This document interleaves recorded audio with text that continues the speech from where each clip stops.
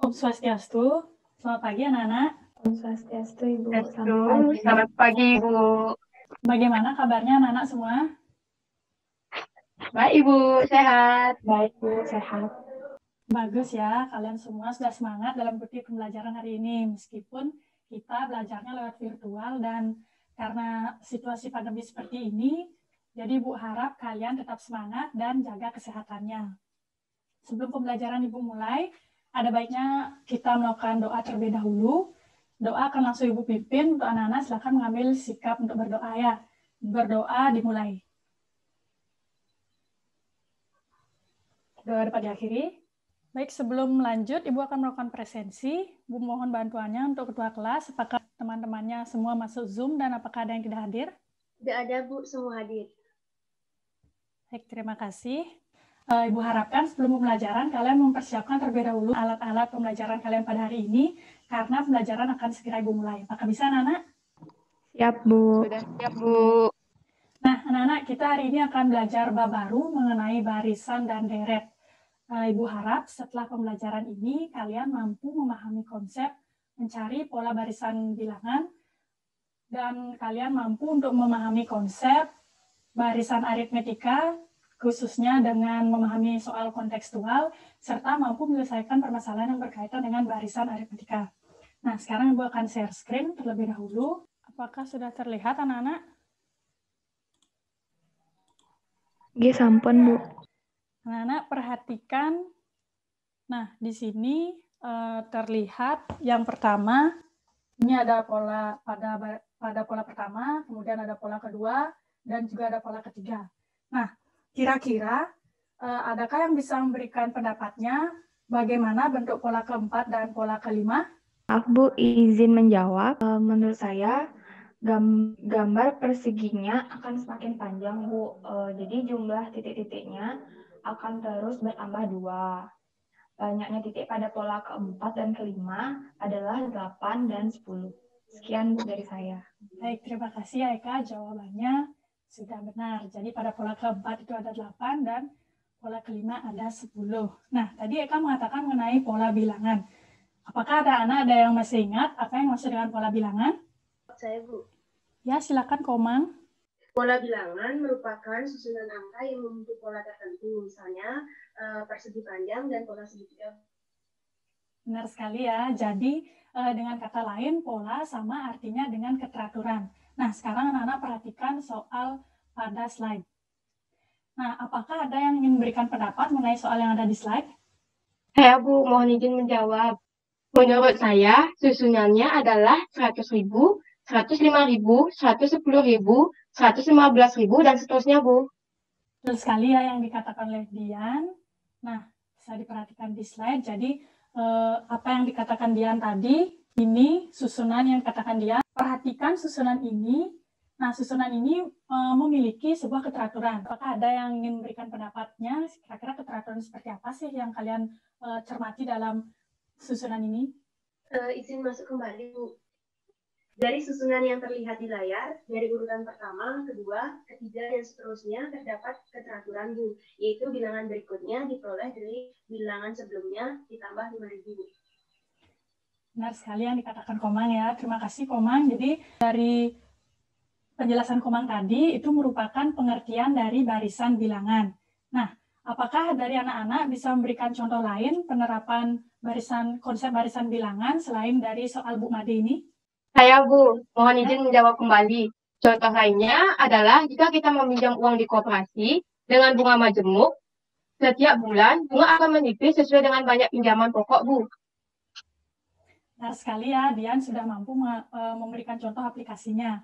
Nah, anak-anak apakah ada yang ingin ditanyakan? Mohon maaf, Bu, izin bertanya. Ya, silakan Eka. Jadi setelah diberikan contoh dari Dian tadi, saya masih belum paham, Bu, terkait dengan contoh yang diberikan. Baik. Apa bisa ditegaskan kembali? Baik ya. Ternyata Eka belum paham ya mengenai contoh dari Dian. Mungkin Dian bisa Ibu minta tolong untuk dijelaskan kepada temannya agar mengerti. Baik, Bu. Jadi seperti ini. Ibu saya meminjam uang di koperasi sebesar 1 juta. Setiap bulan harus dilunasi sebesar 100.000 dengan bunga majemuk 5% per bulan, maka pada bulan pertama ia membayar pokok 100.000 dan bunga 4.500. Bulan berikutnya membayar pokok 100.000 dan bunga 4.000. Atau dalam susunan bilangan dari bulan pertama 104.500, 104.000, 103.500 dan seterusnya sampai habis. Terlihat bahwa susunan tersebut memiliki keteraturan, seperti contoh barisan tadi, seperti Ibu bilang sebelumnya. Terima kasih, Bu. Baik, terima kasih. Nah, ini Ibu buatkan susunan yang tadi dibilang Dian ya, dan seterusnya. Kemudian, untuk Eka, bisa dipahami penjelasan dari temannya? Oke, sudah Bu, terima kasih. Baik, kalau sudah. Nah, anak-anak bisa diberikan tepuk tangan ya untuk Dian karena sudah mampu untuk menjelaskan dan memberikan contoh yang aplikatif untuk kita semua. Baiklah anak-anak, karena semua materi sudah disampaikan dan diskusi sudah berakhir, secara keseluruhan apakah ada yang ingin ditanyakan? Tidak, Bu, sudah pas. Dari saya belum, Bu. Baik, kalau seperti itu, apakah ada yang ingin menyampaikan kesimpulan mengenai pembelajaran kita hari ini? Saya, Bu, izin menjawab. Baik, silakan Komang. Jadi setiap susunan bilangan yang memiliki keteraturan pasti memiliki pola, Bu.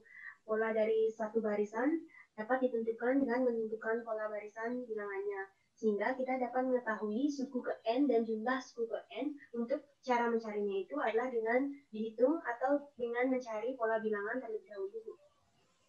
Baik, sudah tepat ya yang dibilang oleh Komang. Jadi tadi kita sudah belajar mengenai bagaimana cara kita untuk memperoleh pola dari barisan bilangan. Nah, kemudian apakah ada yang ingin menyimpulkan mengenai barisan aritmatikanya? Izin menjawab, Bu. Ya, silakan Eka.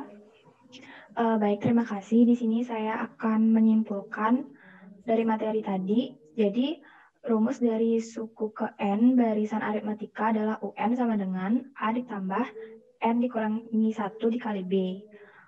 Untuk mencari beda, kita dapat mengukur suku kedua dan suku pertamanya. Dari hasil, maksud saya, di mana hasil dari pengurangan suku kedua dan suku pertama dengan hasil pengurangan dari suku ketiga dengan suku kedua adalah sama. Jadi, jika barisan tersebut memiliki beda yang sama, maka barisan tersebut dinamakan barisan aritmatika. Sekian yang kesimpulan yang bisa saya berikan, Bu. Baik, terima kasih Eka. Sudah tepat yang dikatakan oleh Eka. Jadi Ibu harapkan kalian bukan hanya menghafal rumus yang kita dapatkan tadi ya, tapi kalian memahami bagaimana kita menemukan rumus tersebut, cara-caranya step by step dan komponen-komponen apa yang ada dalam barisan aritmatika tersebut. Nah, anak-anak, karena sudah tidak ada yang ditanyakan lagi, jadi Ibu ingin memberikan kuis kepada kalian sebagai evaluasi dari pembelajaran kita hari ini. Silakan kalian menuju ke kolom chat. Di sana Ibu sudah kirimkan link Google Form-nya. Jika sudah selesai diisi, silakan kalian submit. Untuk waktu pengerjaannya adalah 15 menit. Apakah bisa, Nana? Iya, Ibu, bisa. Ya, baik, terima kasih. Baik, karena sudah semua menjawab kuis dengan bagus ya, hasilnya juga sudah bagus semua. Berarti kalian semua sudah memahami apa yang Ibu sampaikan tadi. Untuk pertemuan berikutnya kita akan membahas mengenai deret geometri, jadi Bu harap kalian mempersiapkannya sebelum pembelajaran. Karena pembelajaran hari ini sudah selesai, jadi Ibu akan akhiri dengan doa. Ibu akan pimpin doanya. Anak-anak silakan mengambil sikap untuk berdoa. Berdoa dimulai. Doa dapat diakhiri. Terima kasih anak-anak sudah hadir untuk pertemuan kali ini. Sampai ketemu minggu depan dan ingat jaga kesehatan, tetap semangat. Om Santi, Santi, Santi Om.